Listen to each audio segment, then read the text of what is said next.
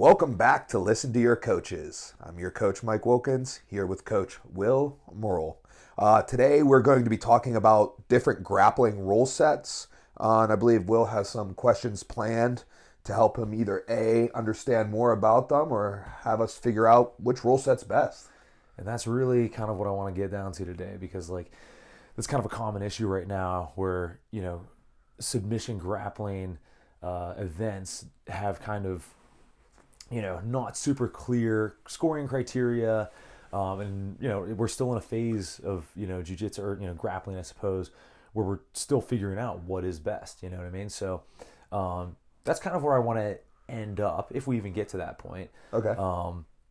But before we dive into that, I kind of want to talk about various grappling styles and what their rule sets are, and see what we can kind of take from them and how they've evolved, and start with that. So Very interesting. And and it's all, I've been grappling for a long time, but I don't really know the rules that well. Even when I was doing a lot of jiu-jitsu tournaments and stuff, I didn't really care about the rules. I was just go sub that dude, and the rules don't really matter at this point. Yeah. You know what I mean? So, or the scoring, I should say, not rules. Yeah, you know what? Well, that brings up a good point. Theoretically, that should be all you need to do, right? Because a perfect scoring system is aligned with the goals of the sport. So if your goal was hey, the only thing I care about is I'm going to go out here and I'm going to get this submission, the common path towards the submission should lead itself to the points. Right. You know what I mean? And I think that's why, so if we look at, I would like to talk about freestyle wrestling.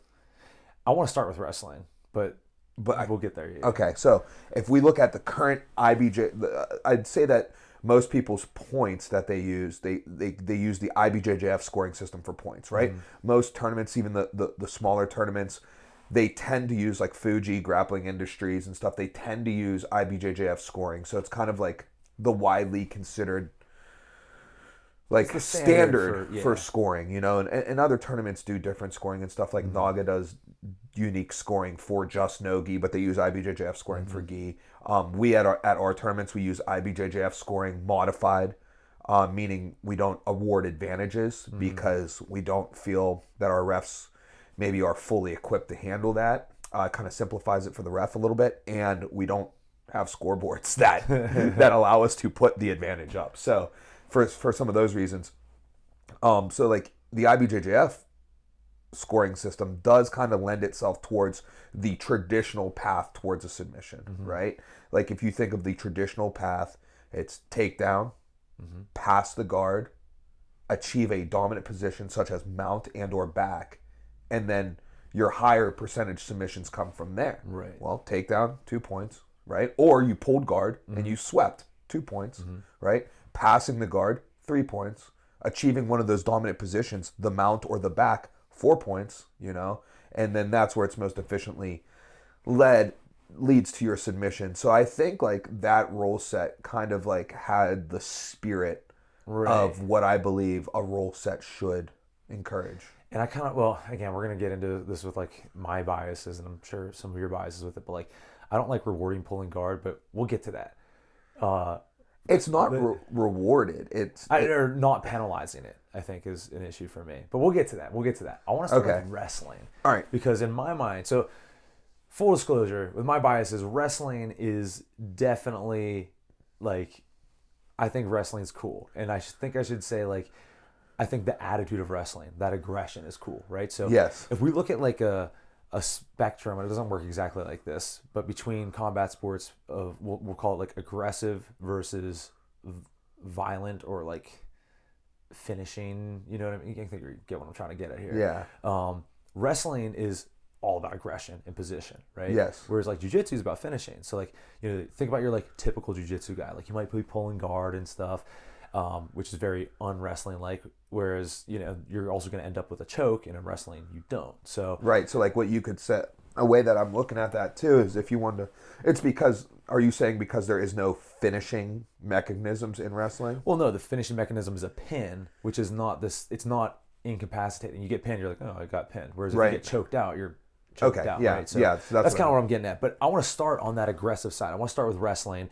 And also, I want to get it out there that you and I are biased and that like we really like wrestling. Yeah, I mean, wrestling's my favorite sport. And I like the aggressive aspect of it. So, full disclosure, moving forward, we're gonna think wrestling is like better than everything else. Yeah, I do. Yeah. Okay. And I think there's a number of reasons for that, because I think grappling should be scored in a way that is applicable towards fights, which is also a bias of mine. But again, let's start with just wrestling. So wrestling gets broken down primarily at like the worldwide level, or I guess US level, into three categories, right? We've got Greco, freestyle, and folk style. Yeah. And obviously there's a lot of like very specific types of wrestling in other places, but here those are kind of like the three that I wouldn't know anything about, the very specific, like Mongolian wrestling, right? Or various traditional types of wrestling around the world. Sumo, right? Yeah, sumo is super cool. Yeah, super cool. I do like sumo. I don't understand it. Like I don't know. Me like either. I couldn't be like, oh, here goes the rules to sumo. Right. But when I watch it, I enjoy it. Oh, for sure. I love, dude. I got caught in a documentary about sumo for quite some time. might All need like to the check tiers that and out. stuff, dude. It's super cool. Highly recommended. I'm definitely gonna watch that. But so all of that to say, when we are talking about wrestling right now, we're talking about Greco, freestyle, and folk style. And I'm gonna lean towards freestyle and folk style, as I feel like I have more. I mean, I don't feel like I have more knowledge of those two styles as opposed to Greco. And also, I think that Greco is more of an obscure thing that has less of a carryover towards what we're talking about because it's so limited. Yes. Right. Yeah. So for anyone who doesn't know, Greco wrestling is entirely upper body. There's no leg attacks. Can you give us a quick overview of how it's scored? Because I have no idea. Okay, so it's scored very similar to freestyle. It has the same scoring mechanisms where a takedown is worth 2, an exposure of your opponent's back to the mat is worth 2, a step out or a push out, if you were to step out of bounds, is 1 point. Any takedown that results in your opponent going directly to their back, feet to back, is worth 4, and a high amplitude throw, a throw that results in you going over your head in a high amplitude, is a 5-point throw. Okay, so similar to freestyle. I mean, it's the same. It's There are differences in the scoring is the same. Mm-hmm. There are differences in the roles in which what constitutes fouls. Mm-hmm. Obviously, in Greco there are leg fouls, right? Like if I grab your leg, that's a leg foul. If I use my leg to trip right. at you, like I can bring you over my leg, right, but my leg had to already be there. Yeah, you know what I mean. So you can step and throw. Yeah, I can step, and then like as I go to throw, you may go over my leg, but my leg needed to be there. So you can't hit like a Thai style foot sweep. No foot sweeps, nothing like that. I can't like wrap your leg, right? And things of that nature, which forces the sport to be very specific on your hand fight. Yeah. And then your stance is different since you can't attack the legs; they stand nearly upright. Right. You know what I mean? And things like that. And then also, due to that, scoring, when big scores happen, it's the most entertaining. Right. But they just don't happen that frequently. Right, exactly. Therefore, there are things like forced parterre. Parterre is mat wrestling, one on top, one on bottom, in which, like, if a certain amount of passivities occur, I believe, then you can get forced into parterre position, and then which one wrestler gets to start, on top. Right. And Greco is widely known for having the most dominant parterre, right? Like Greco gut wrenches, like break your ribs, Yeah. It's interesting. That's kind of like how boxing is relative to like kickboxing, where like it's so specific that you get really good at that thing. Yeah. So that's kind of cool.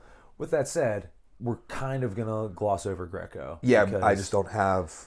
I don't have the knowledge of it. It's so specific. I don't think that we're gonna take a whole lot from Greco into our like submission grappling. Right. Honestly, everything as far as like a submission grappling rule set that Greco has, freestyle also has. Right. Like, for example, there's absolutely nothing that you can do in Greco that you cannot do in freestyle. Right. In freestyle, everything that is allowed in Greco is allowed in freestyle. It's just far harder to get to some of these things due to, the exposure of the legs and the lower body. So let's dive into freestyle and folk style. So obviously, they're very similar, but can you real quick just explain to us like what is the difference in rule set and scoring between freestyle and folk style? Okay, so this is a unique year for it as well. The So folk rules style changed. scoring has changed. Is that just for college or high school Just as for well? college. Okay. Certain high school tournaments adopted it to just like, use the new Right. Yeah. scoring. It changes the game. It changes it. That could be a whole episode in itself, or maybe, I mean, I don't even know. But currently, I'll just briefly touch over the differences between folk style wrestling at the high school and youth levels, and then the college level. Okay, so folk style wrestling is what you see if you watch a college wrestling match. The style that they are wrestling is folk style. Same with a high school or most youth events are also going to be folk style. Folk style is unique to the United States, as we are the only country who has folk style. Obviously, some Canadians will wrestle folk style when they come here to wrestle. Some of them will even come and attend high schools in the United States and college in the United States, so they'll be wrestling folk style. The differences in between high school and college, if I were to just go through some of like the more like point, like there's little details and little different rules here and there, but the duration of the match, the overtime rules, and the duration of that differ. So in high school, 3 periods, 2 minutes, 2 minutes, 2 minutes. If you're tied, you're into a sudden victory overtime period of 1 minute. First score wins. If that ends up tied, you go to two 30-second periods in which one person starts top and bottom, right? So like in the first 30-second period, maybe you started bottom, and then in the second one, I'll start bottom, right? Those get wrestled the whole way through. So like if you escape, first point doesn't stop, we wrestle, Right. At the end of those two, if it's still tied, we go to one more 30-second period starting top and bottom, in which the bottom person has to score. The top person doesn't. The top person can ride you out. Right. Can stay on top for the full 30, and then that determines a winner. It's the ultimate tiebreaker. Okay. Right? Who gets choice in that that is based off who scored the first point in the bout. Okay. So if I scored the first takedown and then it came down to ultimate tiebreakers, I get to be like, dude, I know I can get out in 30 seconds. I choose bottom. Or I know I can ride you out. I choose Right. top. Type of thing.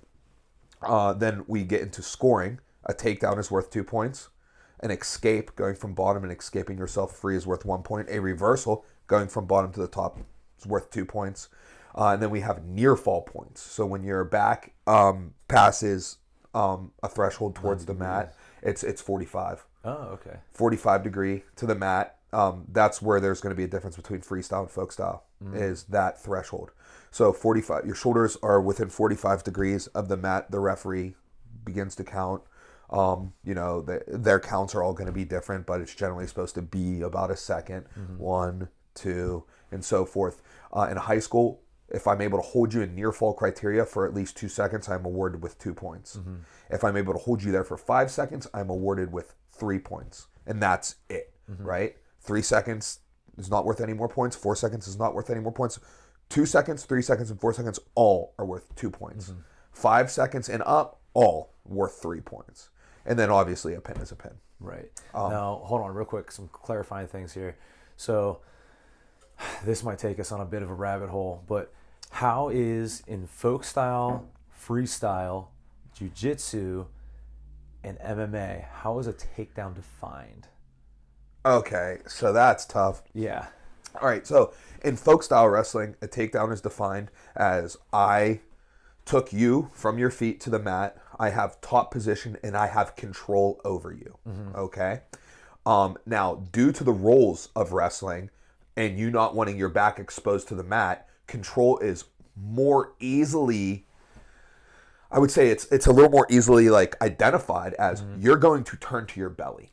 Right? Because you can't have your back exposed to the mat. And then right then, it's like obvious that I have control. You know what I mean? Now, I could have you on your back and still have control, and then therefore I may be racking up near fall points.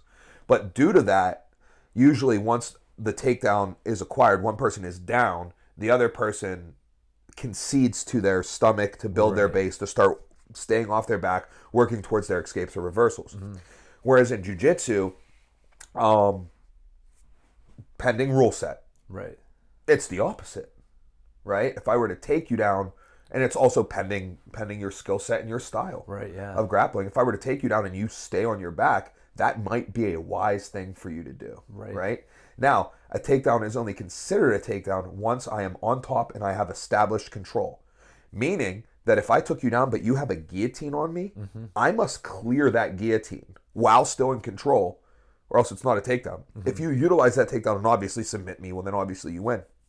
But you might utilize that guillotine and use it to get your hips free, get back to your knees, and get back up, right? Therefore, there was no score. And what's the duration? So, like, let's say you take someone down, right? You're not stuck in a guillotine or anything, and the guy is elevating you with, a butterfly hook or something. And so you're not really in a good base, but you're on top of this dude. And, like, your upper body is on him, but he's elevating your hips.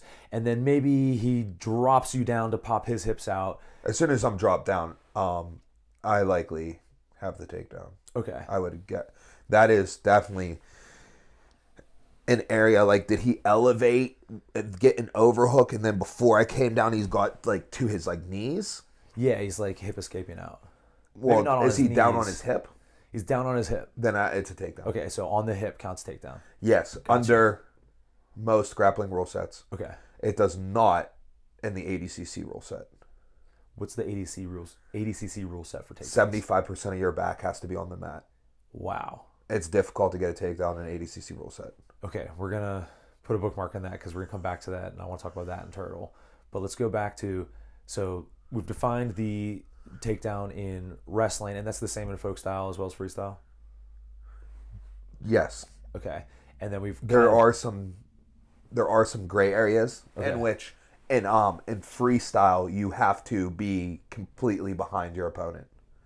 So for example, in folk style, let's say that like I snapped you down and I'm spinning behind, and I might hook your leg, right? I'm behind your arm and I have your leg hooked, but I've never cleared directly behind you. Right.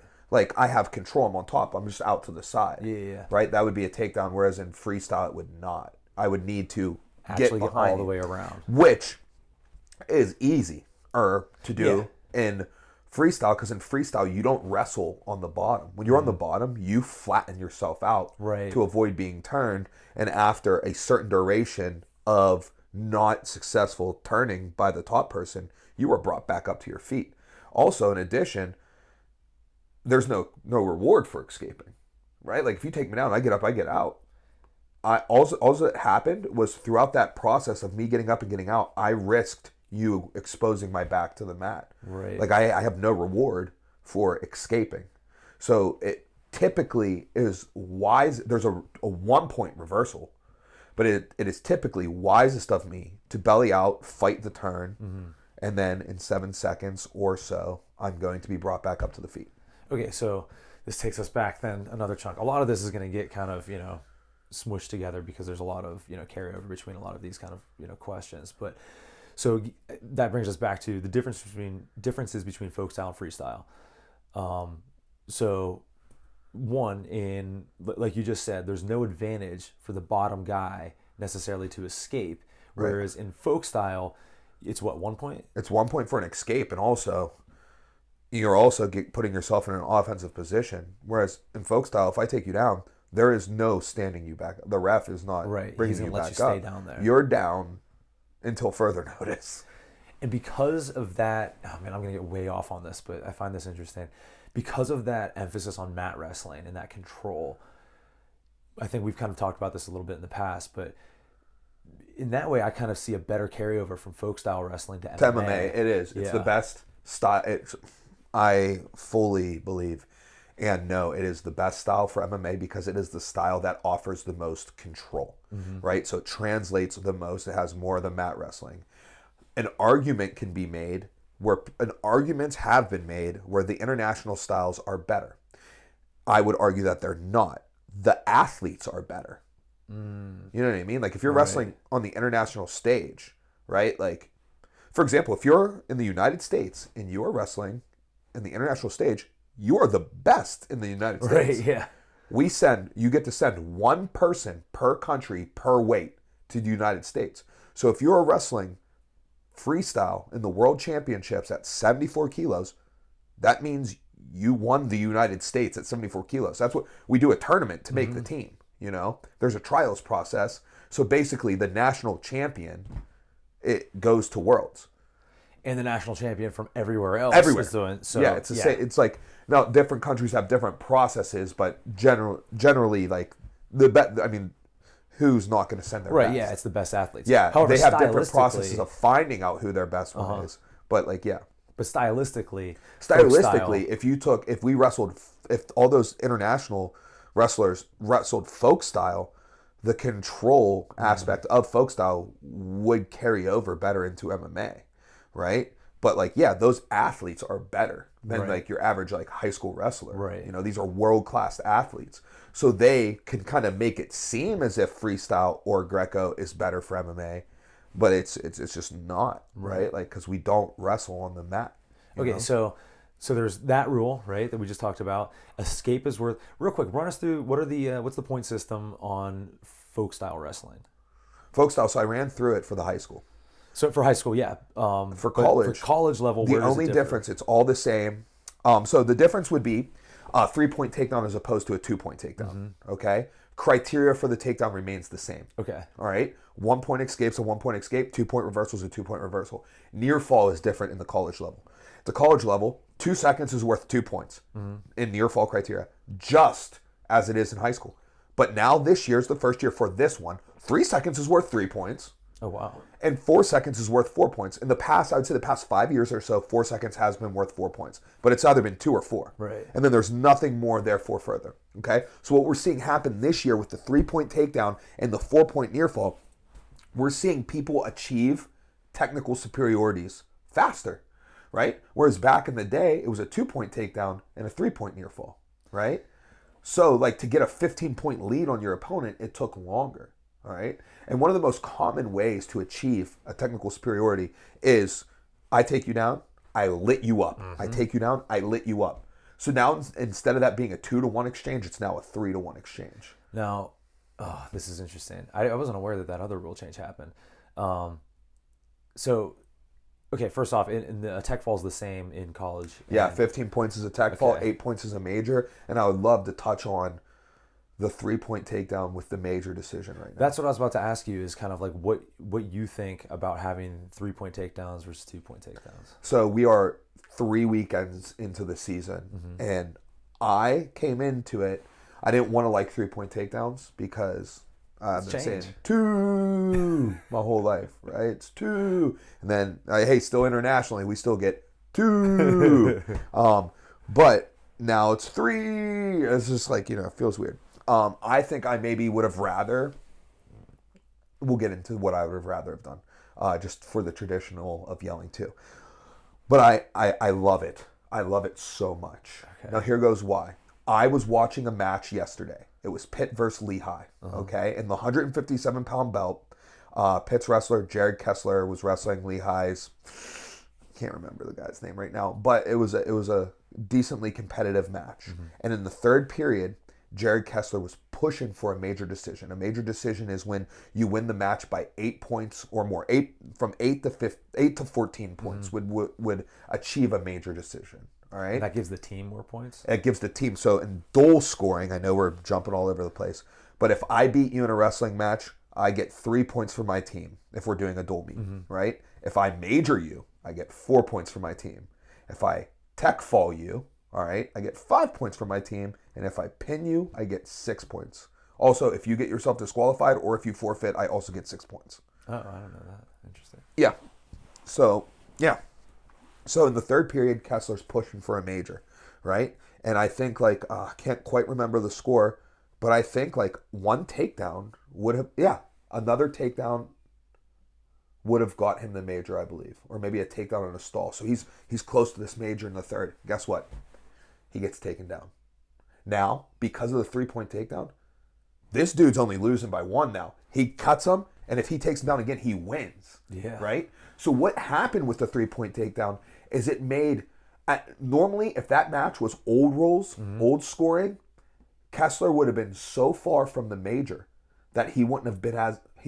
It would have been probably wise not to be as... There would have been no incentive to be Right. chasing the major. And to be aggressive, which To is be kind of what I was aggressive. talking about before. Yes, to be And aggressive. I personally very much value takedowns and aggression. I think that's like Right. really important in grappling. And I I agree. think some jiu-jitsu rule sets don't always incentivize that, which we'll get into.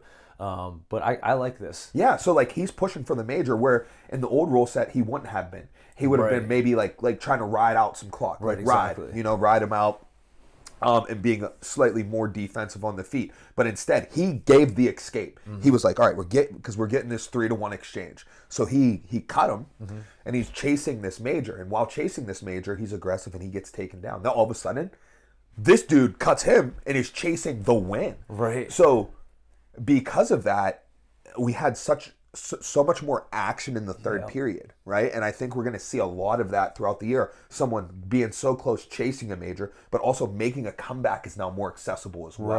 Right. So that's what we're going to see with the 3-point takedown, and that's what we've saw these past 3 weeks. So man, I love it. Yeah, generally more exciting. Some people are upset because it devalues mat wrestling, which I mean, there's no way around it. Like it does.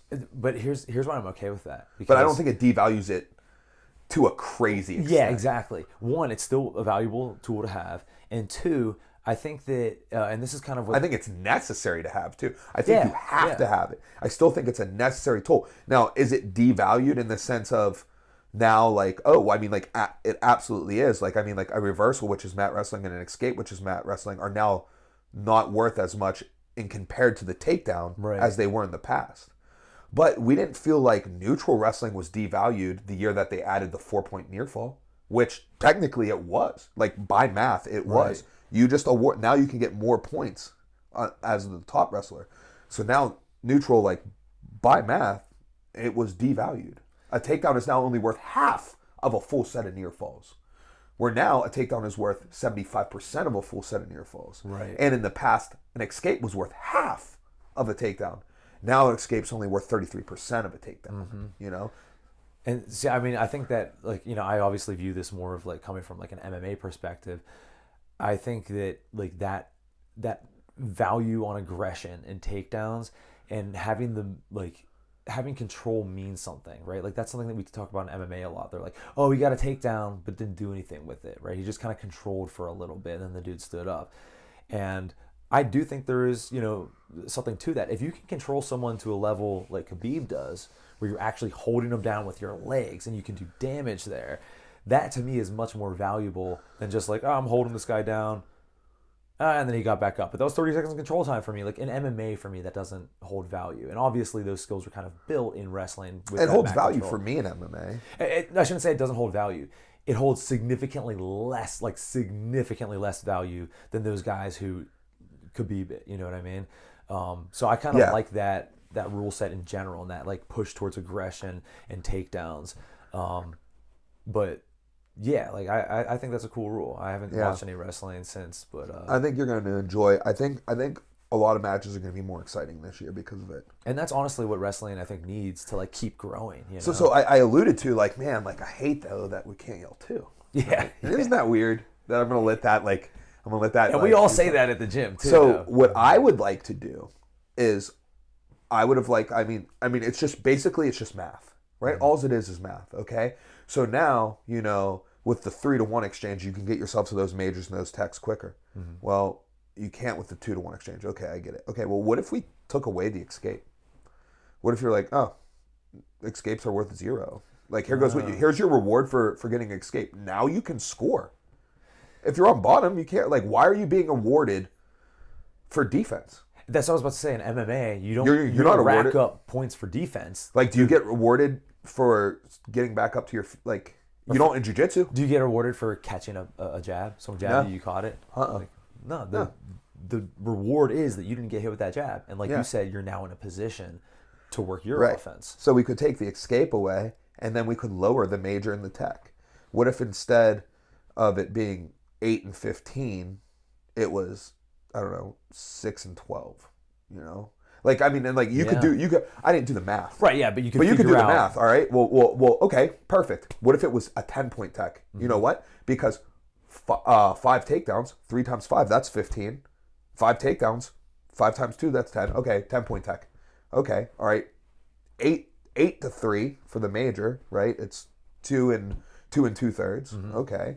Well, then now we're at, let's just go, can't do two-third, do five Right. in a third. So we'll just go 6 for a major, you know? Like we could have done that and kept 2. That Kept would have you been on cool. 2. That would have been cool. Yeah. But we didn't, and I don't care. It's going to be great. Yeah, I think Another it's still pretty thing that I cool. would like to say about college scoring is there's also riding time, where That's right, and obviously that's not a thing. that's in not a thing freestyle. it's not a thing in freestyle nor high school wrestling. So what riding time is so whoever, like, think about it, like would they have it in MMA, MMA, right. you know, it's like timing control. So if I am on top and you are on bottom, right, a clock is running. And if I achieve a minute of riding time in the match, I'm awarded at the end of the match Right. with a point. Now, if I get 2 minutes of riding time, it's still 1 point. 3 minutes, still 1 point. It's only 1 point, and it's a minute of riding time over you. Right. So if I rode you for a minute and 30 seconds in the second period, then in the third period you were on top of me and you rode me for 45 seconds. Well, now I have 45 seconds of riding time. Gotcha. You know what I mean? You started counting my clock down, right? Right. So It's yeah, that delta between Yes. the totals. Understood. Yes. All right. That's interesting. I just learned a lot right there. Okay, so kind of going from wrestling into jiu-jitsu. You're saying IBJJF is kind of like the standard for jiu-jitsu scoring. yeah, it's what's used most. Now, real quick, run us through what we already kind of talked about the difference between like what a takedown is in jiu-jitsu versus wrestling. What's the rules, or sorry, what's the scoring system in IBJJF? 2 for a takedown. 2 for a sweep. A sweep has to come from a form of a guard, meaning that I'm on bottom and I'm in some form of a guard and I've achieved the top position. What is not a sweep is if you were on side control or mount and I roll you over, that is a reversal. It did not come from a form of a guard. I would not be rewarded with a sweep, but I would be rewarded with the top position. Right. But I would not achieve points. So we have 2 points for sweep and reversal. Knee on belly position is rewarded with 2 points. Some details on the knee on belly position. My opposing knee, the one that would be on the mat or not on your belly, cannot be on the mat.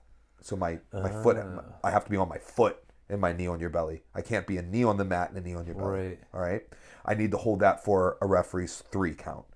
These referee 3 counts are so subjective. Yeah. I would venture to say, and I think I like it, but I'd venture to say that most of these 3 counts are 1 counts. Like from what I'm 1, seeing, 2, 3. what I'm seeing, they're not even counting. They're like pass 3. Okay, so let's get into that. So I just said it. A guard pass, the action of me pass. So a lot of beginners confuse it with side control. They're like, oh, side control is worth 3 points. No. It was the act of me passing your guard that was worth 3 points. Now, a lot of times the act of me passing your guard resulted in me in side control. But it is not the position of side control that was worth 3 points, because I can pass your guard straight to mount, Right. and I will still achieve the 3 points for the act of the pass. And then that leaves us with our final 2 scoring scenarios. Mount, which for, again, referee's 3 count, which varies, is worth 4 points. Back control, also worth 4 points. Some things to note for IBJJF back control. My hooks have to both be inside of your legs, and my feet cannot be crossed. They must be hooks. A body triangle scores nothing. Hooks outside of the leg scores nothing. 1 hook scores nothing. It has to be 2 hooks, and if the feet are crossed, it scores nothing. Oh, I don't like that at all. Yeah, I don't either, but like, I yeah, think body I don't even know. triangles and legs. So crossed I should think count. I think that they should score body triangles and legs crossed. Here goes why I think that they didn't. Now, these rules were written far before I even knew what jiu-jitsu was. I think they didn't score the body triangle because it was a potential to not be able to tell if somebody was on the person's back. Like if I triangle you from like this side, Right. I think maybe that was an argument. I would contest that if you are behind the arms, if there's not an arm reached Right. around you, then you are on the back. I believe that would be it. Legs crossed. I don't know. Yeah, why. I don't think that. In fact, so there was a grappler. I believe he was probably a multiple-time world champion. He definitely was an 80cc champion. Pablo Poplovich. At the 2012 Nogi Pan Ams in the black belt division, at his weight class, I believe it was medium heavy. In the finals, he had his opponent's back for what seemed like 8 minutes. He never scored points. after the and so he ends up losing the match like 2-0. After the match, everybody's like, oh, they're showing the refs videos or whatever. Turns out he never uncrossed his legs. Yeah. Turns out he didn't know that was a thing at that time. And that I didn't know. That is the day I learned it. I learned it at the 2012 Pants. That's wild. Due to Pablo Popovich losing to some dude. And see, to me, that's where this grappling, rule does not apply to like the overall idea. And this is a little bit old school, Gracie style on my part, where like this grappling has to carry over to fighting. You know what I mean? But like, if you have control with your legs crossed versus control with your legs not crossed, it doesn't make a difference. Yeah, to me, it doesn't make a difference. The only thing is, someone might hit you with that, stupid little... Who cares? Right, exactly. Like, you still have the same control that's allowing you to get all the attacks and all the offense and all the aggressiveness that we're looking for. We're looking for chokes. We're potentially, switching to arm bars or whatever, and like... Yeah, that doesn't make any sense to me. Yeah, I don't get it. All right, so there's one last rule set I want to ask you about, and then I want to start talking about blending these. But before we get into that, what is the ADCC rule set, and how does it differ from IBJJF? All right, so greatly differs. The ADCC rule set, it's very hard to score. Mm-hmm. So let's talk about scoring actions. A takedown is worth 2 points. Mm-hmm. A takedown into side control, like if I take you down directly to side control, it is worth 4 points. Okay? A guard pass is worth 3 points. Mount might only be worth 2 points. And back control is only worth 3 points. I like that there's a discrepancy between back and mount, though. Now, here goes the thing. Knee on belly, I believe, is worth 2 points. Knee on belly might not even score. I'm not sure. But here's the thing. In any scoring scenario other than me taking your back, I need to have more than 75% of your back on the mat. And they count. When I talk about an IBJJF 3 count, dude, ADCC, dude, their 3 counts are slow. And the ref also, like, the ref doesn't give you points. The ref doesn't score. Like, he doesn't award the points. Oh, interesting. There's judges at the table who award the points. So, like, when I'm going, in my match at West Coast Trials, 22 West Coast Trials, my opponent, we'll get into, like, this, too. Okay, yeah, let's just get into it, and then I'll touch into it. Also, there are different periods of the match, but there is no stop in between periods 1 and periods 2. There is 3 periods to an ADCC match. Mm-hmm. All right. In the World Finals, there is a potential 4th period. Okay, so period 1 is submission only. All right. Now let's use a trials match, for example. A trials match is 6 minutes long, so period 1 is 3 minutes. During that time, it is submission only. There are no points. During that time, you can also pull guard. You don't need, in IBJJF and most jiu-jitsu, I need to make contact with you before I pull guard. I can't just sit guard without contact. If I do, it's penalized and I'm brought back up. Oh, I didn't know that. That's interesting. Okay, so I wanted to ask you about that because I know that in certain rule sets, there are penalties for, sitting to guard, which I love. I absolutely love that. But I didn't know they stood you back up, too. Yeah. So, like, if I sit to guard without contact in IBJJF, that is a penalty. Penalties get severe quick. Mm-hmm. So, in IBJJF, the first penalty, it automatically goes on the board. So, there's 3 spots on the board.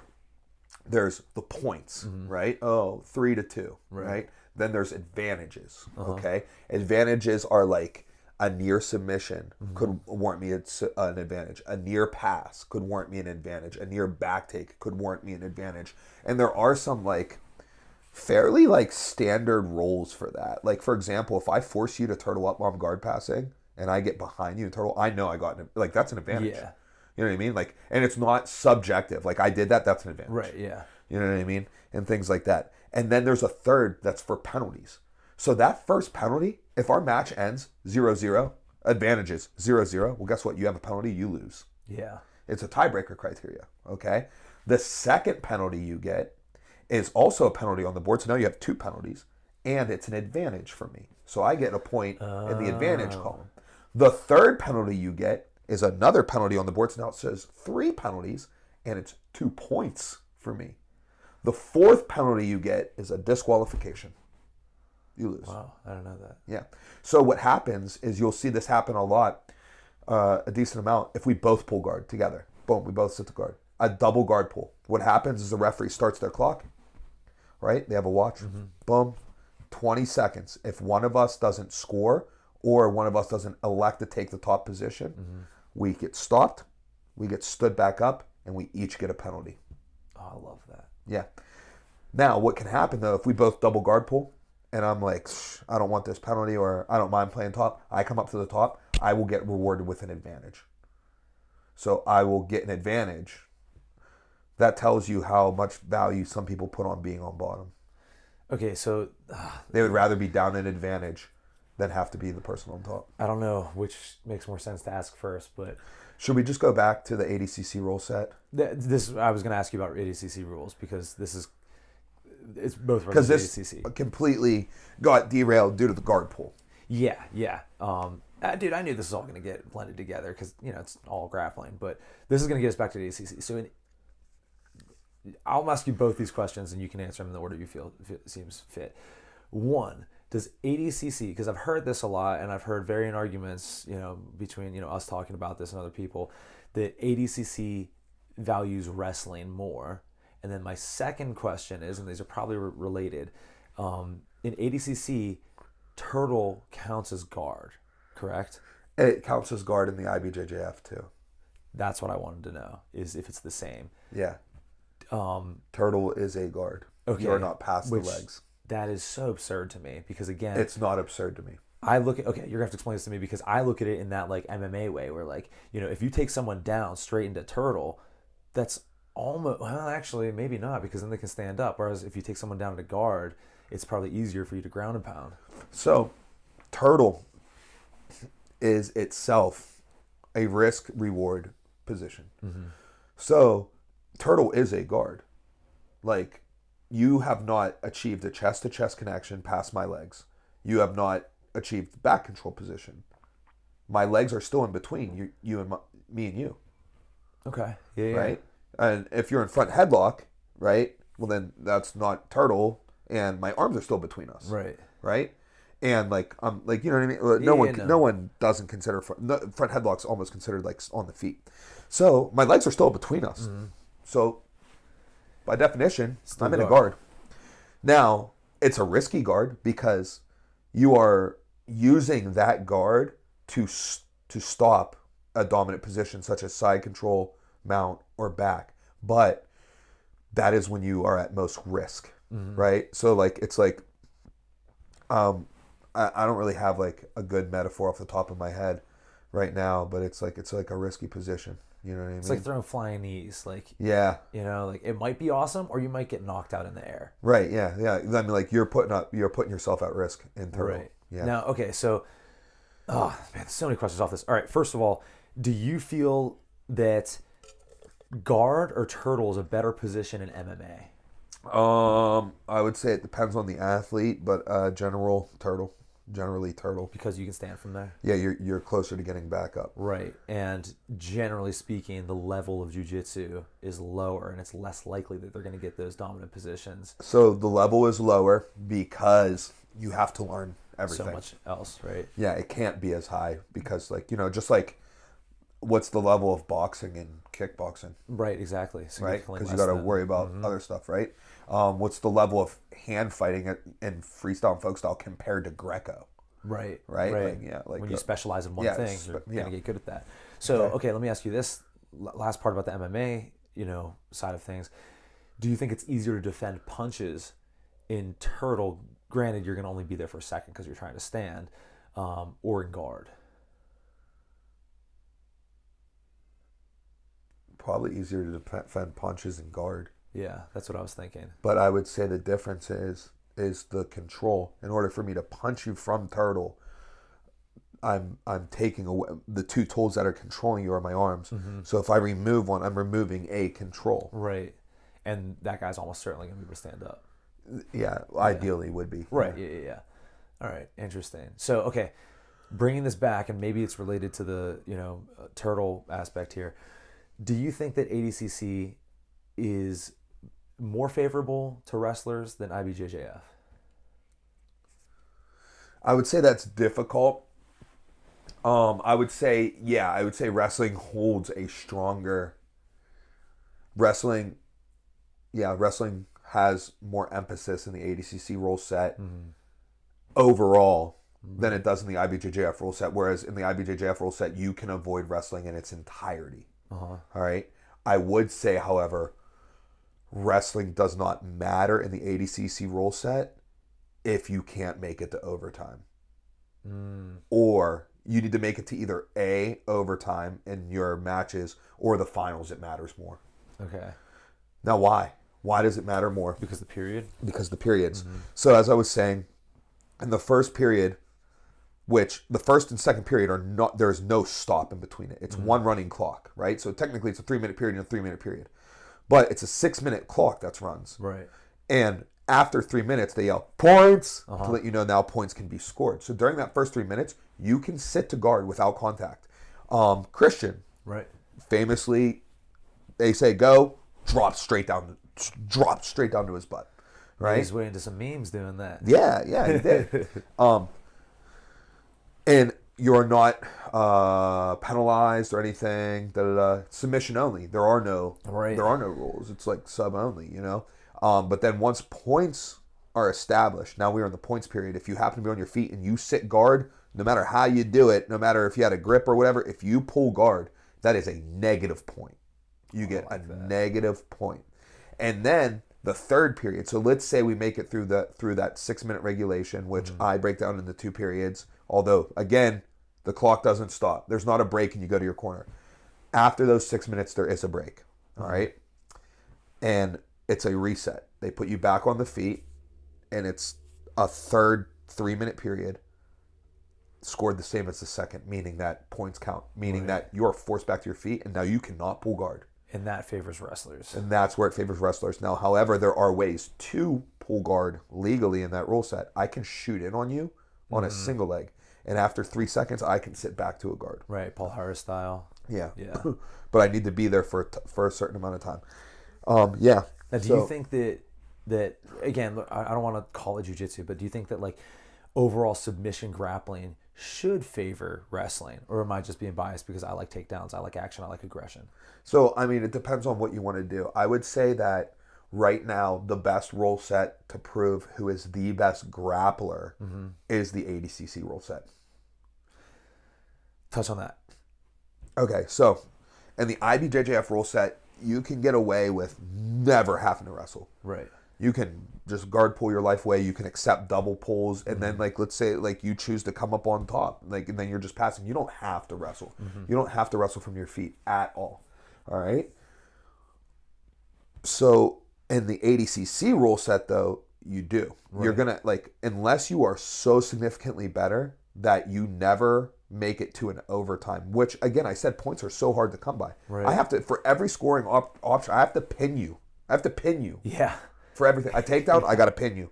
Or else it's no 2. If you go to your side or you turtle up, right, then there's no takedown. Now, let's say I take you down and you turtle up. After 3 seconds, you go to guard. That's no takedown. Oh. Yeah. Wow. You don't have to escape. You can get back to a guard, but like, you know. Now, here's the thing. I would say that most points that are scored in ADCC are back and mount. Because those are the easiest ways. Well, first off, with back, you don't need to pin them. Right. And the mount is the easiest way to pin somebody's entirety of their back to the mat. So, generally, what I see happen is, I would say the most common is like forcing somebody to turtle and taking advantage of that and attacking the back. That is the most common scoring scenario, in my opinion, just based off what I see. You know? Yeah. Okay, this is also somewhat related. I could get into why I think it's the best. Yeah. For the grappler. All Spit right. it on me, because this is what I'm trying to get to. Is basically, I actually wrote a blog on this. I thought it was a really well written blog. Yeah, I definitely don't want to write blogs though. So, from my experience with the ADCC rule set, only being at trials, which are like the trials tournaments are so hard. They're so hard. They're so stacked. Each bracket has like 256 competitors. Like people are like touting their achievement, being like, "I made it to the top 16." Yeah. You know, like at any other tournament, you're like embarrassed, Right. right? Yeah. They're like, I made it to the top 32, make it to day two. People are proud of that, and I would be. I would be. Yeah. I never made it to day two. I would be proud of it. You know what I mean? But you absolutely have to be a fully rounded grappler. You either have to be dumb dominant, like Right. super dominant, or you have to be completely rounded. There's no way around it. So number one, you need to be comfortable with leg locks because you're going to be in them, around them, somewhere, right? Like you're going to be put in the leg entanglements 100%. So if you think that you're going to go in there with just being like, oh, I'll just stay out of them, you're not. Right. Okay. So you need to be comfortable with leg locks, and you can't just have leg lock defense because a large portion of leg lock defense is your counter attacking, right? They'd be like, oh, I just use boxing defense. Right. Yeah. It's like, well, you know what helps your boxing defense when you punch two. Yeah. You know, when I would you argue, punch two. like a big part of my personal boxing defense is jabbing. Yeah. You know. Yeah. So you need that, and then you also need to feel comfortable playing a guard, right? If you don't feel comfortable playing a guard, you are going to get turtled up. Like if I got put on my back and I had to play a guard under pressure here, like under a relentless passing pressure, I'm going to turtle. And then that is where everything starts to become risky, right? Then on the other side, you absolutely need to be able to be a passing threat, because without the passing threat, you will not get a scoring opportunity. Right. All right. Now, with that being said, you need to have good cardio, Yeah. because these refs and these judges, dude, they call stalling. Like there were several times. So Christian was on deck. So I'm standing at the table. He's the next match, and I'm watching the match before, and like these dudes were not stalling. Like they were, and they're like stalling, and I'm like, bro, like they were making attempts for forward progress, but it's almost like they consider stalling you not making progress. Right? If two people are evenly matched, right, and like you're just thwarting off each other's attacks, they're calling stalling, and they double stall, pop, pop, pop, pop. Like it's crazy. Now, do you think this is because ADCC is really trying to push, grappling into a more mainstream, easily digestible, aggressive? Right. Which I have an opinion on that. Where I believe that's very important. Okay. I believe that's I believe for the long term. Let's get to that. Okay. Cool. Yeah. All right. So then you need to be able to wrestle, because like since it's so hard to score, you're going to overtime. And if you can't wrestle, you can't win. Right. Right? So you need to be a good enough leg locker in order to not get leg locked and threaten leg locks. Okay? Check that box. Am I a good enough leg locker for that? Okay, cool. Then you need to have a guard that you can play while put under pressure, where you aren't under duress. Right. Right? You feel comfortable playing your guard. You feel like your guard retention is good and you're able to attack from there. 3, you need to have dynamic passing, because if you take a step backwards, and they stall the passer is who they hit with stalling the most, you're going to get hit with stalling and you're going to lose, right? 4, you need cardio, because in order for this to happen, you can't stop moving. And then 5, you need to be able to wrestle, right? So like you need to be good on bottom, on top, and on the feet. How more complete can you be? You know what I mean? And you need to be in shape. So like that's what forces you to have to be good on bottom and top, is because you can't get yourself into like relaxed positions. Whereas in the IBJJF, I can and do find spaces to stall, right? I'll throw the legs to the side and move left. All right, that bought me another 15 seconds to a stall. Take my break. All right, boom, dig an underhook. All right, that bought me another 10 seconds to a stall. Take a break. Like, you know what I mean? Exactly. Yeah, you can find those moments. Yeah, and you get a feel of like, okay, they're gonna hit me here. So made a motion. Now you can't hit me. Right. I just did this. You can't hit me. They'll hit you on those in ADCC. So it forces that action.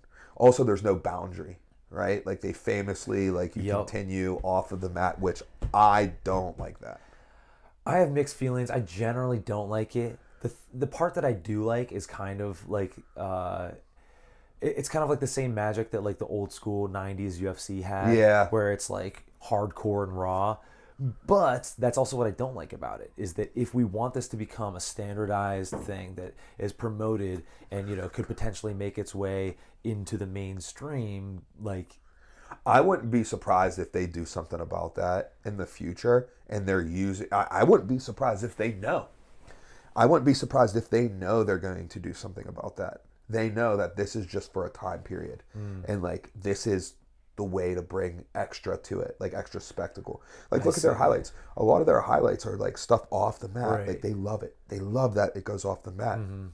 But I think they know that they can't carry on with that forever. But I think they're like, we're going to use it though. right, while we have it. While might we as well. have it, we're going to use it, right? Like, yeah. So they're going to use it while they have it, and then I think they're going to.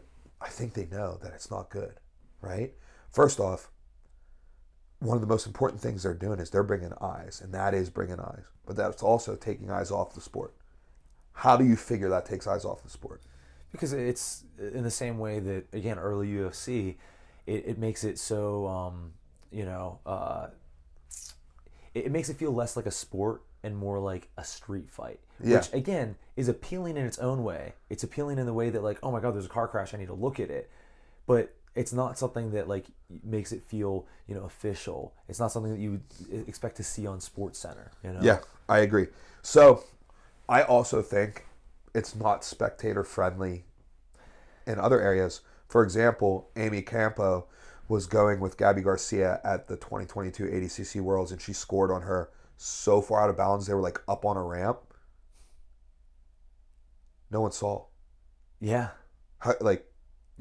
First off, they do this. They do tremendous production. Their production is phenomenal, right? It's so cool. Spotlights. It's dark outside of the mats. Like blah blah blah. All these lights and stuff. It's just like they just knock it out of the park. So then when you're 40 foot, like they were like 40 feet off the mat, up on like a loading dock ramp, Right. right? Guess what's not there? Lights. Yeah. You know who saw that? Just the ref and the judges who ran over. Like the cameras couldn't even get it. Right. You know what I mean? So it's like, okay, well, that was like the pivotal moment in that match. So you have that, and just like it's just like not safe. Yeah. Yeah. That's the other thing. One thing I do hate is I hate that they have these opens now, which are so cool. It's so cool they do these ADCC opens. I hate that they let the youth do it too. Like the youth go off the mat. Oh yeah. Yeah, that's not. Hey, this is ADCC. Like, dude, I get it. Like, this is like, I think the best grappling, right? And it's raw right now and stuff like that. And we want to find out who the best grappler is and stuff. But like, dude, I don't care who the best 13-year-old is. Yes. I don't care. You know what? Because it doesn't matter who won who won this match at the Orlando Open. It doesn't matter. Right. You know what matters is like these kids. Like, yeah. Like, dude, like. And also, like, when you look at sports development, you might think that, like, oh man, if you take this kid and from 2 years old all the way through 30, this kid's only gonna do boxing or only gonna do name a sport, right? Yeah. But that's not the case. You're not better at the end of that. In fact, you're worse than if you would have learned a bunch of other skills. You know what I mean? And people talk about that with like, oh, Lomachenko, he went and did Ukrainian dance and has a background in wrestling and stuff. And it's like, that's not an accident. Like he built other skills that carry over. It's kind of like what we're talking about with Greco versus freestyle. If you have a kid who, hey, 1 year I got really into Greco, that hand fighting is going to carry over into all the rest of your wrestling. You know what I mean? Yeah, so, for sure. Yeah, I think for a number of reasons, the kids should not be. It's just like a safety thing. And like, how many other sports do we have like certain safety precautions in for children? Right. Yeah. Like they don't like, because it's not that important. Like their match, like I get it. Like at the ADCC Worlds, if that's how you want to run it right now, or in trials, which dude, I can't tell you how incredible trials are, and the level that is at trials is remarkable. Like like you know what I mean. Like that is like literally the major leagues. Right. That is the major leagues. But like, dude, kids just like be like, oh, out of bounds. Oh well, like, oh, but I was almost gonna have this. Hey man, we're out of bounds. Yeah, it is what it is. We're out of bounds. Hey, I was gonna catch this football, but you're out of bounds. Like, dude, I think something they could do is I think they could utilize a step out. Oh, Dude, that keeps people in bounds. And like, when this so the step out wasn't always a thing. So it's prominent in international styles of wrestling, freestyle and Greco, and it wasn't always a thing. Do you know, like, it didn't exist back in like the John Smith era I didn't know that. and stuff like that. Even like I don't even know when it got introduced. But I would say like it wasn't there in like 2000. I would guess. Yeah, That recent. yeah, there was like going out of bounds. Yeah, it was fine. And everybody's like, oh man, they put this step out or this push out or step out in. Oh, it's gonna turn the sport into sumo, right? And it does for like a second. For like a Right. second, it turns it into, oh, how can I push you out? How can you push me out? And then what happens is it forces action. Dude, it forces action because people figure out how not to get pushed out, right? Like if you're gonna push me out right here, if we're close to the edge, how do I not get? I shoot. I was about to say leg attacks, right? Yeah, I that shoot. you know you don't see that in sumo, and so that's Yeah. why obviously someone who's pressuring you too hard opens themselves up to be shot on. Also, you probably get someone who's pretty wild, some lat drops or something, Yeah. and Yeah. I mean, like, yeah. So like, you keep the action. Like it, dude. Honestly, it ups the action. They're I being prefer set it up. because it forces you to work within the confines of your space, and like in MMA, not that MMA is the gold standard of everything, but it's kind of how I view things. Like in MMA, being aware of the environment that you're fighting in is really important, Yeah. and like that environment dictates how you fight. So I think if ADCC wants to have it just go crazy, you got to make the mats like 100 by 100 feet. Yeah. And do you know what? West Coast Trials 2022, they did that. So the finals, like each mat was like 5 meters by 5 meters throughout the tournament. But then for the semis and finals, they took a break, consolidated the mats, and dude, it was like a freaking like 15 meter by 15 meter mat. Like, Wow, it's huge. dude, it's like 45 by 45 foot. Yeah, Right. Like, and you know what? They didn't go out of bounds. yeah, yeah. They didn't. You start in the center of the mat. You know how hard it is to clear. Yeah, Yeah. in one direction. Yeah. Yeah. So yeah, like that definitely kept the action going. So I think that's something that they could look at instituting. And right now with like the small mat areas, maybe that's not feasible. But as the sport grows, you could just mandate bigger mat Right. areas. Be like, oh, an ADCC official mat is a 30 foot by 30 foot square, or whatever.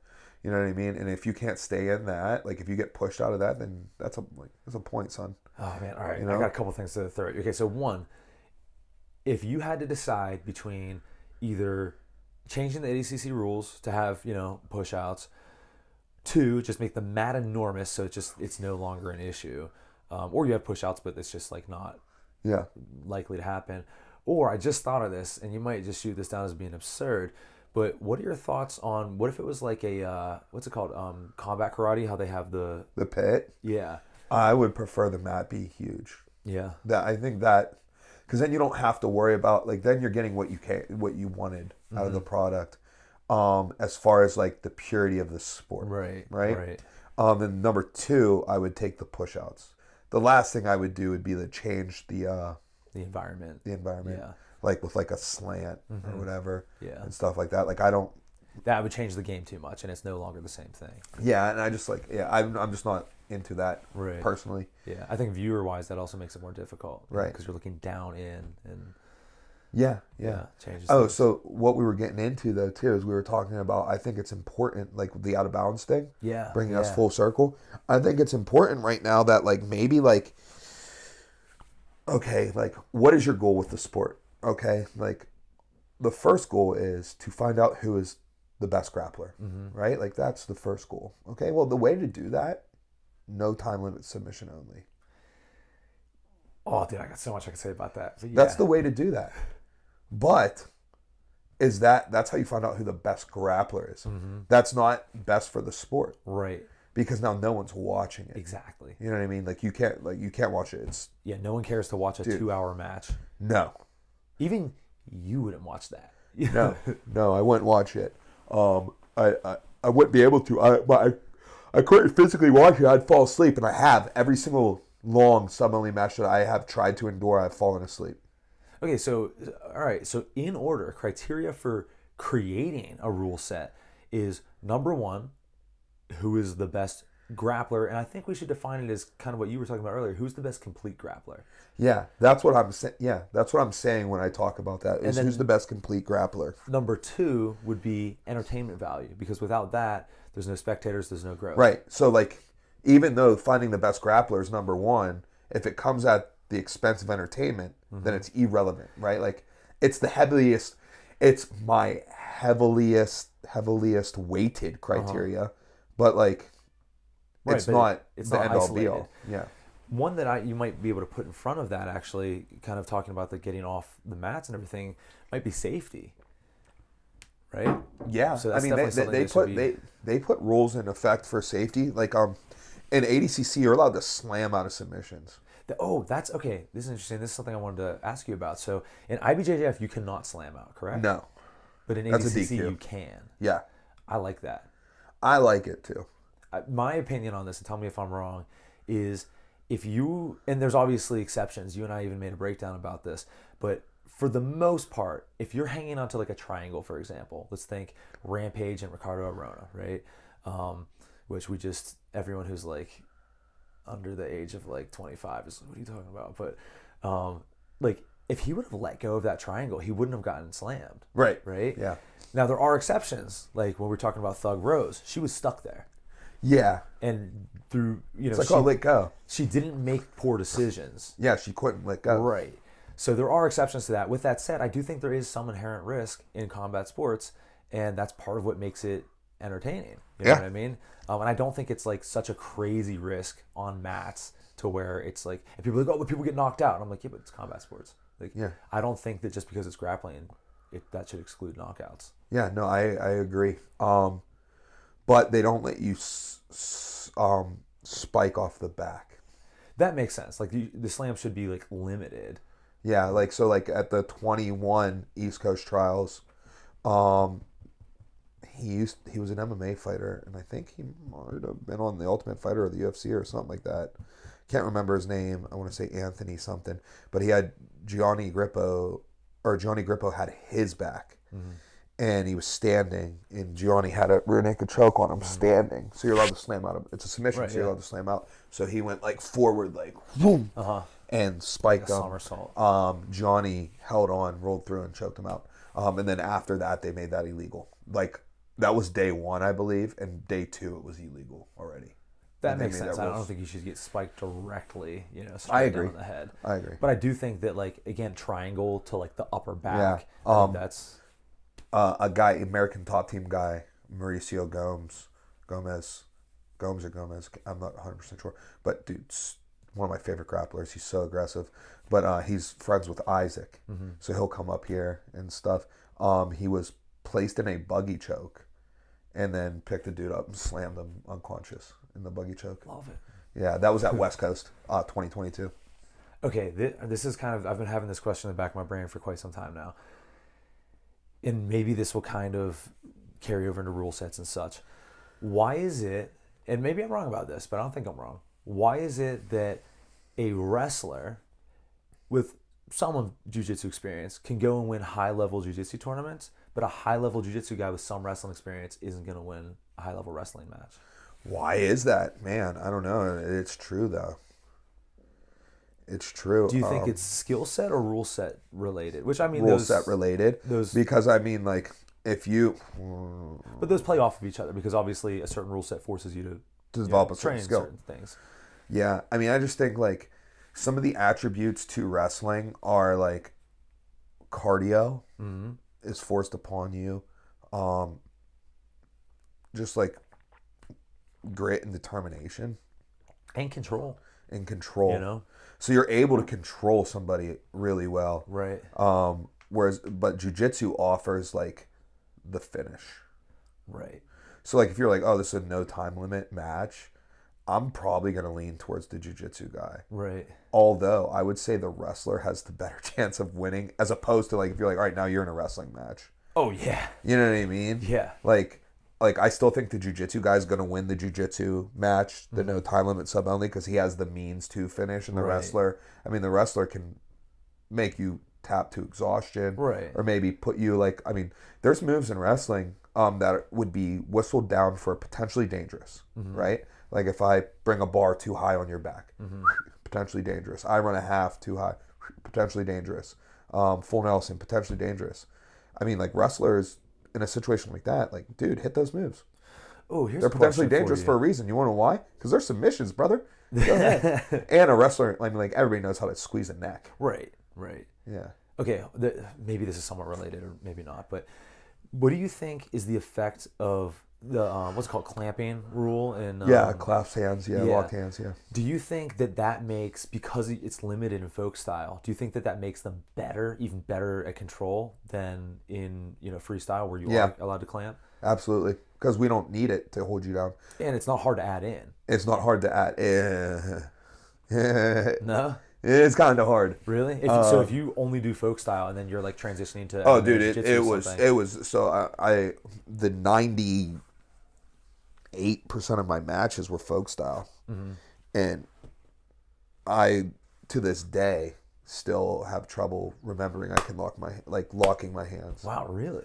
Yeah, I just like, dude, like I just don't. I'm just Yeah, it's just part of muscle memory, right? Muscle memory. Like when I'm on top, I go claw on a pry, like a claw on a thigh pry. okay. I run a wrist.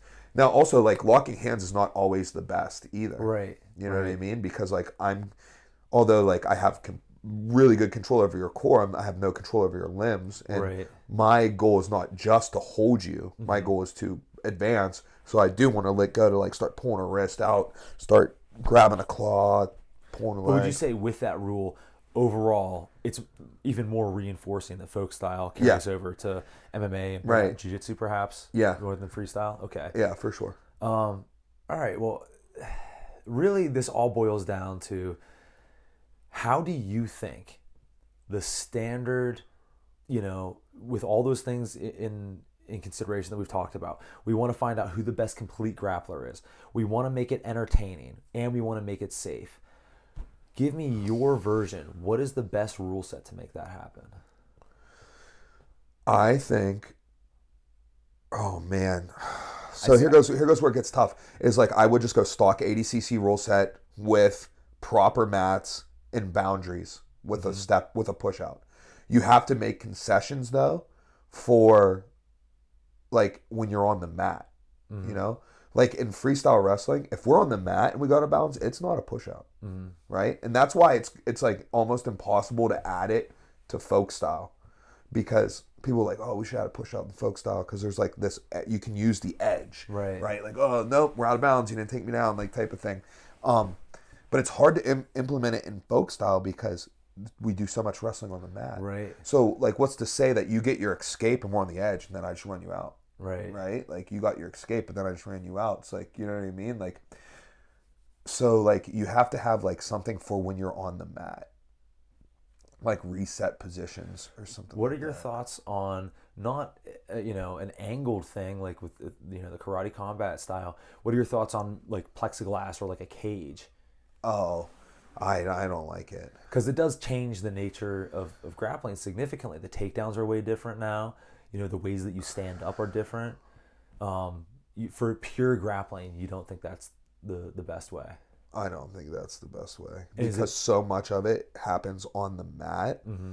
Like I think like in MMA, like it's hard to watch from a live audience perspective. The grappling exchanges are difficult because the cage.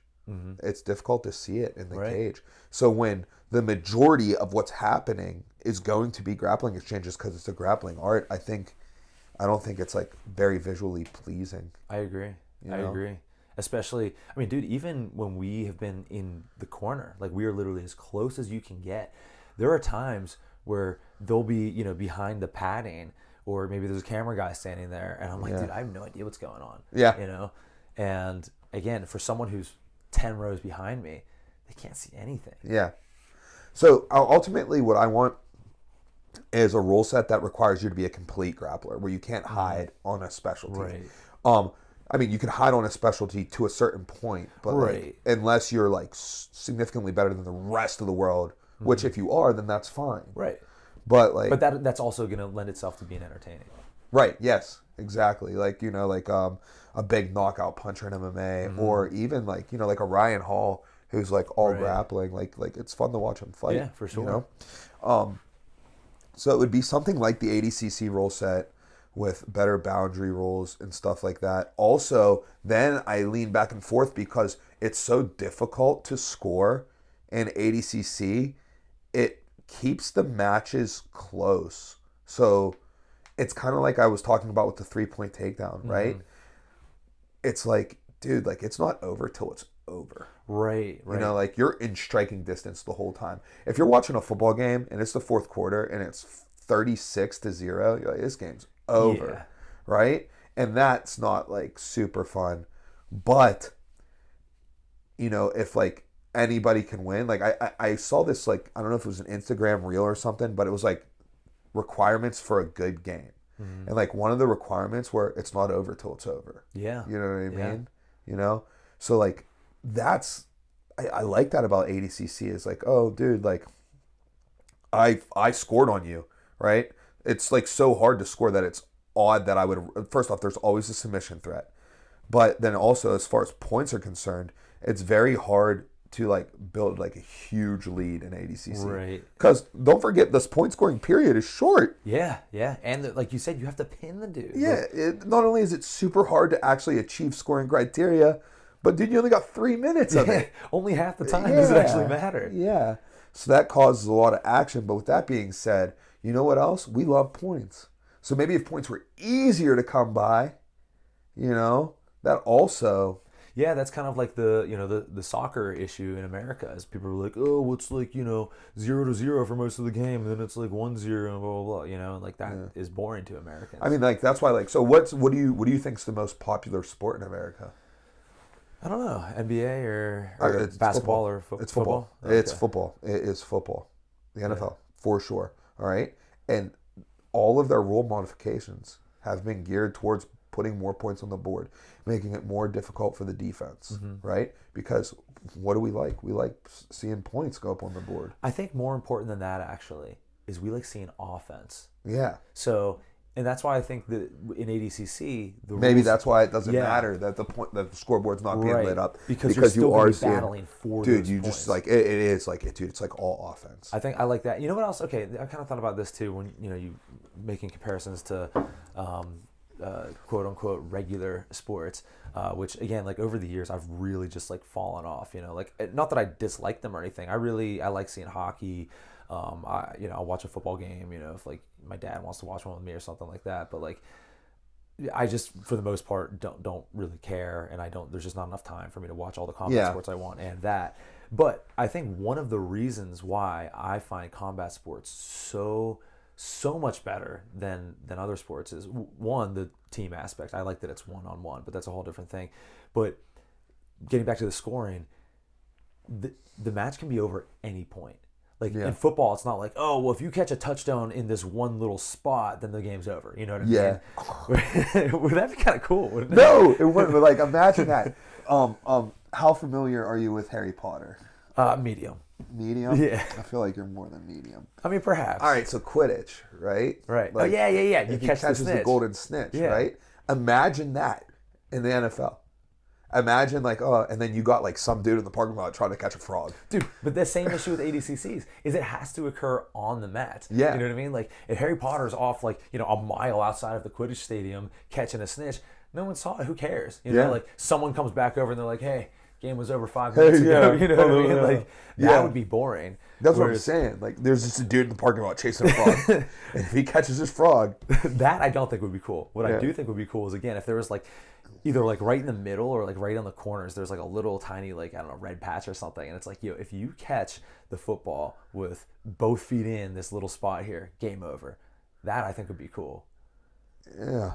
But that's what I like about combat sports. And that's what I like about, again, in submission grappling, literally the first word is submission. Yeah. Like that's what you should be chasing. You should be chasing to get it over. Yeah. This will be my last kind of like open-ended question. What are your thoughts on strategy-wise chasing the finish immediately? Like a Gary Tonin, just like, I'm going. Like, submission is the first thing I'm going for, even in that 3 minutes when scoring doesn't matter. I think it is the wisest thing to do as long as you meet certain criteria. Criteria number one is you have a gas tank, Mm-hmm. right? Because that's what it's costing you. Right. It's costing you like energy.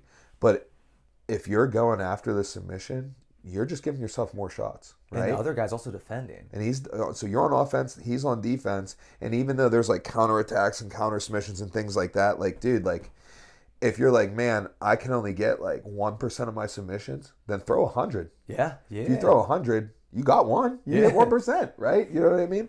The other thing about it is if you believe you're the better grappler, you want to get into more grappling exchanges. Right. It's just math. It's all just math, okay? Let's say that me and you, let's just use something easy, all right? Wrestling. Right. We're going for takedowns, okay? Let's say, you know, you're like, hey, what are the odds that if we go for takedowns, like, what are the odds that you get one and I get one? So, okay, let's say I have 90%, you have 10%, right? All right. So then I want to get in a match, I want to get in the most takedown. I want to get more takedown. It benefits me to get in more exchanges, and it benefits you to get in the less. Because if you have a 1 in a 10 chance of taking me down, well, then maybe that first, if we're only going to get into one exchange and one takedown is going to decide this match, maybe that's your one. Right. Right?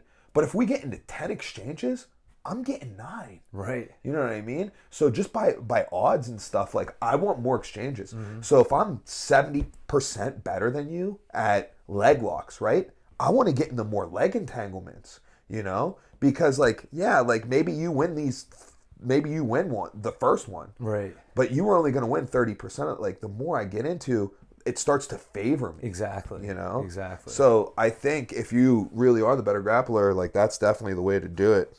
I love and I like that because again, I like action. I think that's what most people who watch grappling at the level that I do, you know what I mean? Like I kind of know what I'm talking about, sort Right. of. I'm not super familiar with all of the scoring systems and everything. Yeah. But I very much enjoy it, you know? Like that's what I want to see is action. I don't want to see two guys pull guard and they're, hand fighting and no, I want to see I don't want. I mean, I know that stuff, and I don't want to see it. Right, yeah, dude, exactly. You know what I mean? Like I know that. Like, dude, I can't even watch my rounds back. Like, right, if that happens. like I just fast forward. I'm like, all right, well, nothing happens till 45 seconds. We're just hand fighting here. Da, da, da. And like, I mean, if I want to get like, okay, what hand fight got me my entry? I can like, watch that. But I 100% agree, and I just like, and here goes the thing, like. I'm saying currently the best rule set we have for determining the best complete grappler is the ADCC rule set. And one of the reasons why I think I should have, like why my opinion should carry some weight beyond my, just like, my experience and expertise is it is not the rule set that benefits me. You know what I mean? So like my bias is out the window on it. Like the ADCC rule set does not benefit my style. My style is more benefited, honestly, by the IBJJF rule set. Right. Like you know what I mean? And like the submission only rule set doesn't benefit my style either, So like the ADCC rule set, like me saying that that's the best, but it puts me, like it's not the best for me. Right, yeah, no, that's an authentic position to have there. Yeah. So, okay, so kind of concluding it all, which is what I wanted to get to, is like you think the ADCC is the best way to determine who is the best complete grappler. So it's unlikely you're going to get that wrestler who comes in and dominates, even though he doesn't train, other things, or that you're going to get someone from sumo or judo or I don't know, catch wrestling or whatever other type of grappling who can just come in and steamroll. Right. Right. Or it's also kind of inclusive of people who come from those and then learn those rule sets. And I really like that. I think that's cool. I told you like 3 times in a row now the last questions, but do you think that ADCC okay, I lied. 2 questions. 1, do you think ADCC is ever going to become like a big time spectator sport? Well, let's start there. Yes.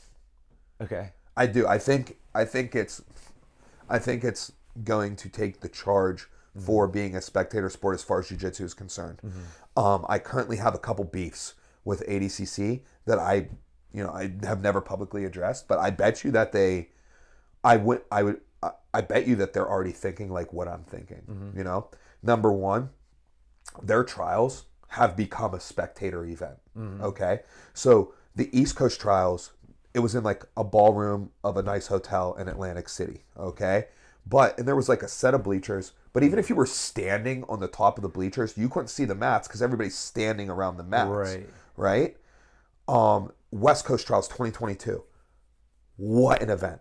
What an event. And they killed it, dude. They put on a show, right? It was absolutely a spectator event.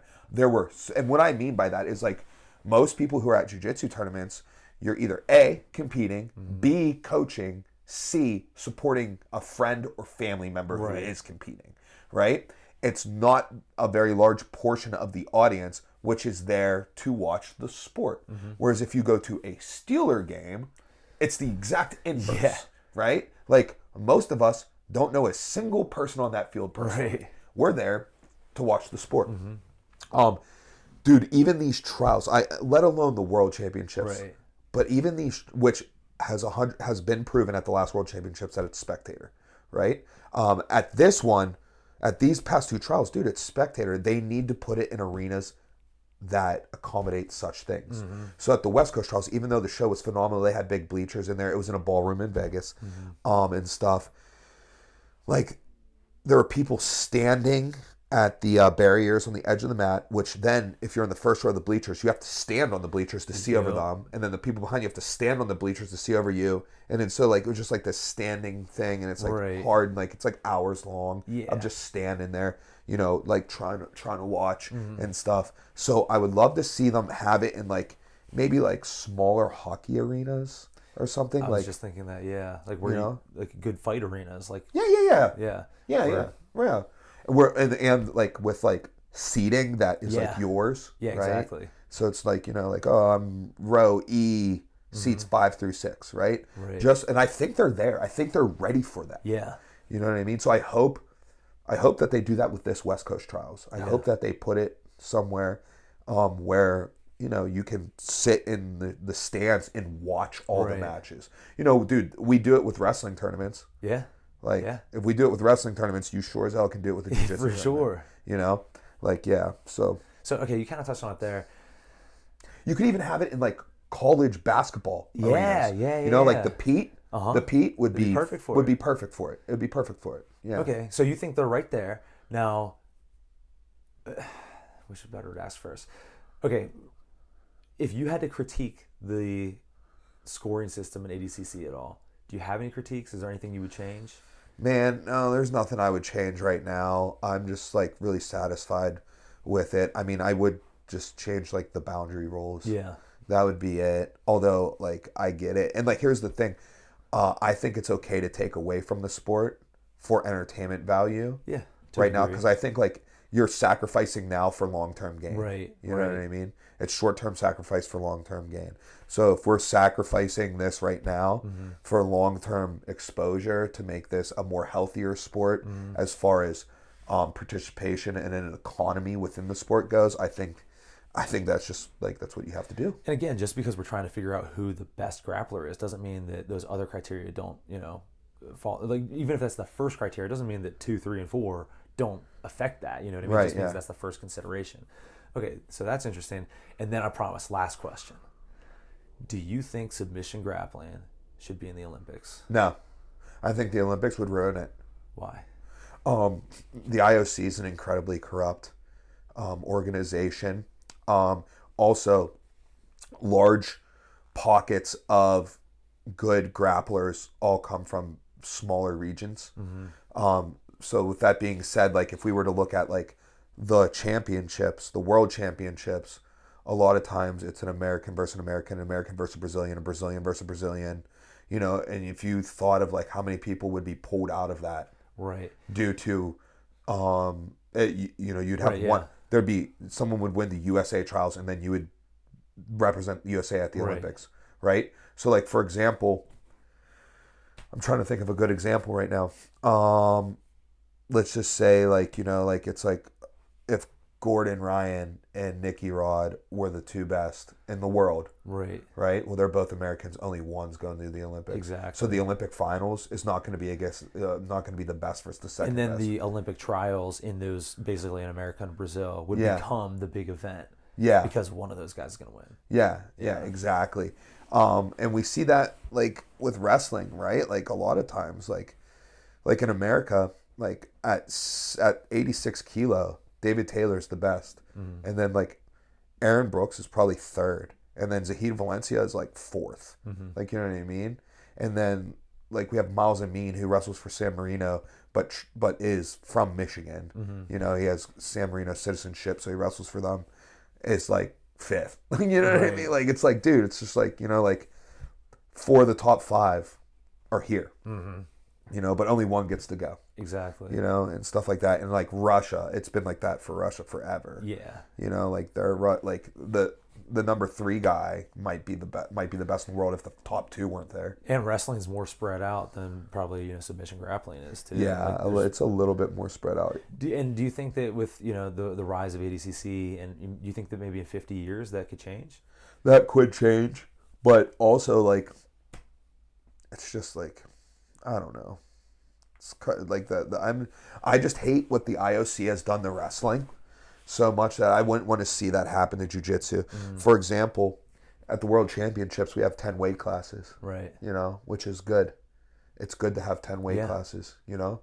Does 10 seem like a lot to you? They're appropriately spaced. When I tell you there's 10 world champs for wrestling, does that seem like there's too many world champs? Not at all. No. How many weight classes are there in men's MMA? 8? What do we got? 25, 35, 45, 55, 70, 85, 205 heavyweight. Yeah. So we have 8, right? Right. So we have 10 for wrestling. Right, yeah. You know what I mean? Acceptable. We have, I'll run through them, 57 kilo, 125 pounds.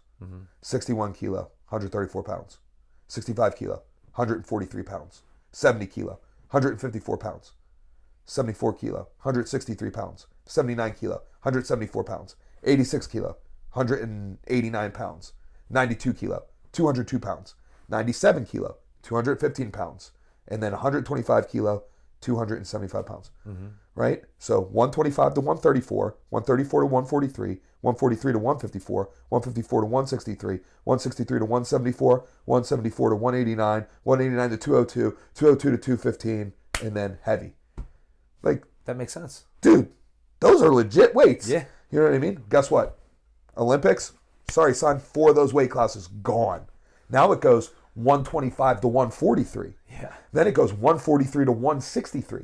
Then it goes 163 to 189. At the bell curve, dude. At the bell curve. Yeah. Right at the bell curve. At the bell curve, you have 143, 163, 189. At the bell curve. Yeah, what do you do if you weigh, you know, 175 pounds? Just by the way, it's a day of 2-hour weigh-in. Right. So yeah, what if you naturally, in good shape, you walk around at 177? 177, you're just burnt. Yeah, you're too small. That you're too small for 189, and the cut to 163, impossible to weigh in and then compete 2 hours later. Yeah, like, dude, it's just not going to happen. Like, I'd hate to see that happen to jiu-jitsu. What I'm hoping is happening with the ADCC. So at the ADCC Opens, they do different weight classes than they do at the ADCC Worlds. Interesting. Yeah. See, and honestly, I kind of look at it like MMA. I also don't think MMA should be in the Olympics, but for different reasons. But it's too hard to do a tournament for. Right. That's the main thing. But I am totally fine with, you know, MMA existing within the UFC and within ONE FC and within, you know, Bellator, PFL, right? Like, I have no problem with that. There are times that I'm frustrated that perhaps certain Bellator fighters can't fight UFC fighters, but like, whatever. That's like a small issue I have. But I would not want to see MMA in the Olympics. It would become a bastardized version of what, you know, the sport that I really enjoy. Yeah. So I also have no problem with ADCC just being the gold standard for grappling, and I think it's on its way to continue.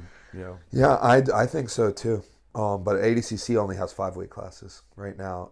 But at the Opens, they have like, I want to say 8, and I hope what they're doing is they're like testing these weight classes out, and then they become like in one cycle, like after this world, it's like boom, weights are changed, you know. And wrestling does that. Wrestling changes weights and stuff. Yeah, there's also something to be said, and we don't have time to go deep into it. Does a tournament format really determine is that good for determining the best grappler? Because it's not. And here's it's not. Well, here's the aspect that it adds into it as well, or one of the aspects. It adds in an aspect of who's the best in a tournament. Well, and also this is a big part of it. Who's durable? You know what I mean? Who's durable? Who's route? Like, yeah. You know yeah. What bracket? Right. Know? Styles make fights, right? So it's like who's route, right? You know what I mean? It's like, okay, dude, I just went to war three matches in a row and you had 3 quick subs, you know, like now it's me versus you, but you've got 3 minutes of mat time. I've got 27 minutes of battle, you know. So like, By the way, if someone saw last episode, they'd be like, "Just said went to war." oh yeah, I forgot. I did the Styles Make Fights to reference back to that episode. Yeah, It just shows you how much part of it's the vernacular, dude, you know, it's or part of the vernacular. Yeah, so like the tournament itself doesn't necessarily lend itself to the best grappler because of wear and tear from previous matches, and the way that a previous match will determine what happens can influence your next match, and things like that. So, but man, is it entertaining? And Yeah, does it it really build is. and it builds a story throughout the day? You know what I within mean? that short period of time. Yeah. So like there goes a sacrifice you make for the entertainment value. So yeah. All right, well, hopefully someone else found this valuable. I found it very valuable. I learned a lot about grappling because, like I said, I really like grappling, but I don't know all the ins and outs of it, you know, the rule set and such. Yeah. So that's, you know, good information to have. Yeah, this was fun to talk about. Always get into talking about grappling and my opinions on things. So Right on. Okay, if any of you listening have any questions about grappling related things, something that you'd want to hear, mostly Mike's opinion on, let us know in the comments, and we'll bring that up in a future episode.